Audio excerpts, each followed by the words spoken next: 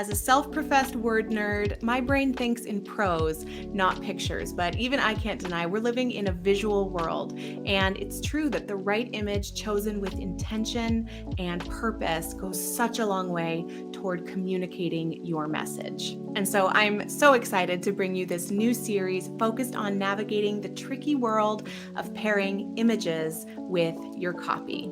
So today we're kicking things off with 3 mistakes I see health and wellness business owners making when it comes to using images. As part of this series, I'm happy to highlight Social Squares, my go-to resource for styled stock images to use in your business. And if you'd like to give Social Squares a try yourself, sign up at the link below, send me a message when you do, and I will send you a special gift, but more about that later. And if you're new here, hi, I'm Michaela Bucchianeri, psychologist turned copy coach, and I help you bring more of your in-person magic to your online presence, attracting dream clients, patients, and customers with words that connect. So if that sounds good to you, please subscribe for new videos each week. Now, before we begin, a disclaimer. Is the selection of images for your website subjective? Yes, it definitely is. You know yourself and your business and the people that you're trying to reach best. So always filter everything that I'm sharing through the lens of what you already know.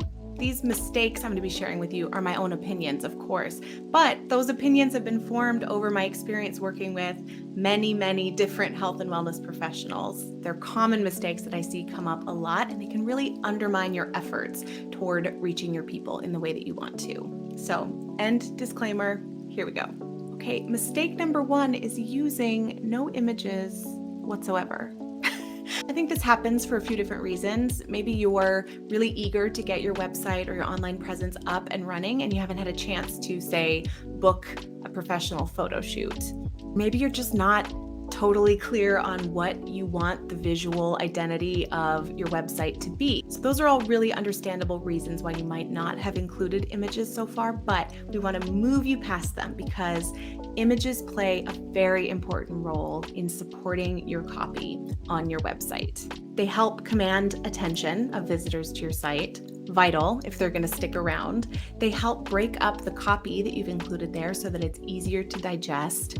They facilitate the scroll down the page. They reinforce the identity of you and your business that you're wanting to portray online. And they can bring an additional layer of meaning and nuance, helping communicate the core of your message to the people that you're trying to reach. In general, if you work with clients or patients, if you're a service provider, I think it's helpful to have at least one professional image of you, some images of your space or of you doing the work that you do, even if it's remotely, and then a core set of supporting images that can communicate your brand aesthetic, the overall vibe that you're wanting to create for your people, and also help highlight key points of the content that you're sharing on your site. And by the way, that doesn't just go for your website. If you have a listing on a professional directory like Psychology Today, for example, you want to make sure that your profile picture is a high quality, up close image of your face. Then you'll also want to use any additional space you're allowed to share images of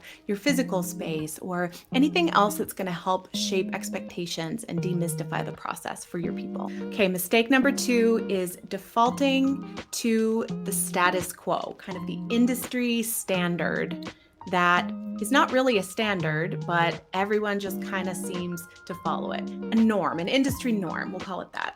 These are the kinds of images that you tend to see pop up again and again and again within a particular industry or niche. And it'll depend on the type of work that you do specifically.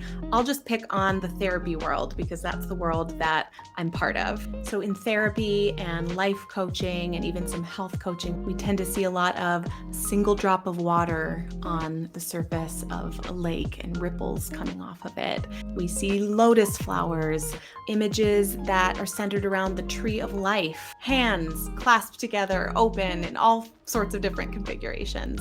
And if you're watching this right now thinking, saying, me and my ripples and lotus flower are feeling personally attacked right now, please know I'm not picking on you specifically. There's a reason these are so commonly used. They're often stunningly beautiful images, and they also serve as really handy metaphors for evolution and incremental growth. But here's the issue with these images. When they are everywhere, they start to become scenery. They lose their potency and they don't have the intended effect. So that even when you have labored over choosing these images, if they are too familiar, like the market is so saturated with images of that type, then the person you're most trying to communicate with almost doesn't see them in the way that you are hoping that they will. It's normal, especially when we're just getting started, to look to other people in our field to guide our decisions. But this is one area where you and the people you're trying to reach will be much better served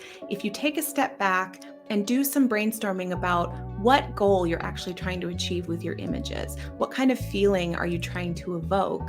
Use what you know about your people, and then consider all of the different ways that you could convey that same vibe, that same feeling, that same meaning. Don't be afraid to draw a line in the sand and be unique, because when you do, it's naturally going to create a healthy sense of polarity. Some visitors to your site will be drawn in, they'll be attracted to that. Others, it won't resonate, and that's exactly what we want. So I've picked on my fellow therapists and coaches enough. I'd love to know, what work do you do? What industry are you in? And what are some of the status quo images that come to mind? We've all got them, so share yours below. I'd love to see. Mistake number 3 is going too literal when you're pairing your images with your copy. This is where the meaning of your image is just so bang smack on the nose that you don't even need the copy there. It's like that clear. So I always think about old school headache medication commercials where there's a guy rubbing his head and it's like pulsing red and he's just like, oh, my head hurts. It's a very literal visual story that's being told alongside the actual ad copy for Excedrin. Other places we see this show up in the health and wellness world is the couple gridlocked in an argument on a couch to convey marital discord, or an aerial shot of feet on a scale talking about weight, or someone staring down their reflection in a full-length mirror or a fragmented piece of a mirror to convey body image concerns. So what is the issue with these? I actually don't think it's always a bad idea to pair your images literally with your copy. And in fact, in an upcoming video, I'm going to be sharing 3 different approaches you can take to pairing your images with your copy. But if your only strategy is to pair literally every single time, you run the risk of coming across more like a corporate brochure than a living, breathing, modern, dynamic business. Even as a non-visual arts person, I have come to learn through trial and error and experience that there is in fact an art to pairing your images with your words. And that's why even when you select an image that might be the correct choice in terms of how it corresponds to the point that you're trying to make, by the time it reaches your client on the other end of the screen, it's actually devalued your message a bit.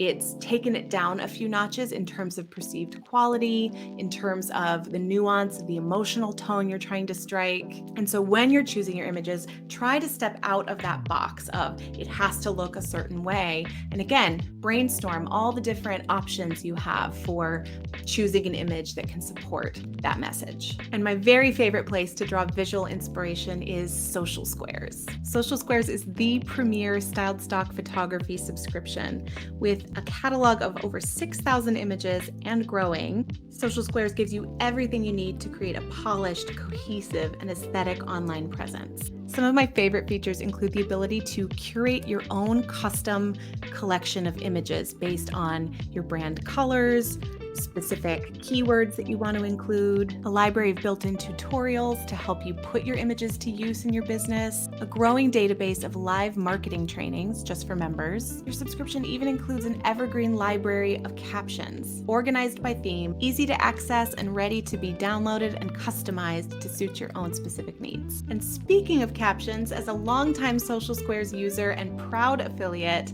I want to offer you a free gift. If you sign up for a Social Squares subscription of your own and then send me an email to let me know, I will send you a super secret very special set of Mad Lib style customizable captions written by me and ready to be used by you to promote your business online. Again, this is kicking off a whole new series, so I've got lots of great content coming your way. And in the meantime, if you're curious how else I use social squares in my business, be sure to check out this video right here. There is a train, the longest train in the history of the American Railway is making its way through my backyard. Is it still going?